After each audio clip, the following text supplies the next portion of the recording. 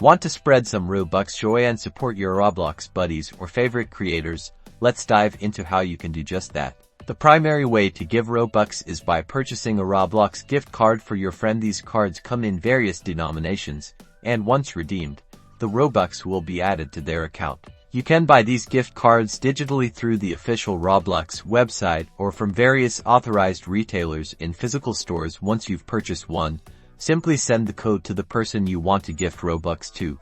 They'll need to go to the Roblox website, navigate to the gift card redemption page, and enter the code you provided. It's a straightforward process that ensures they get the Robux directly.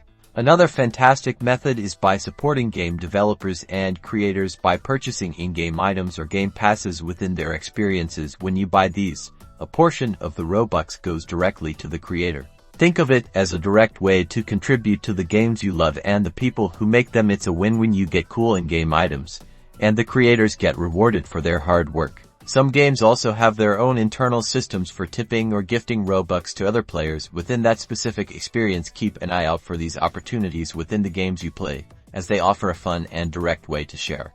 Remember to always be cautious and only engage with legitimate gift card sellers or in-game purchase options directly from Roblox to ensure your Robux are secure. Happy gifting.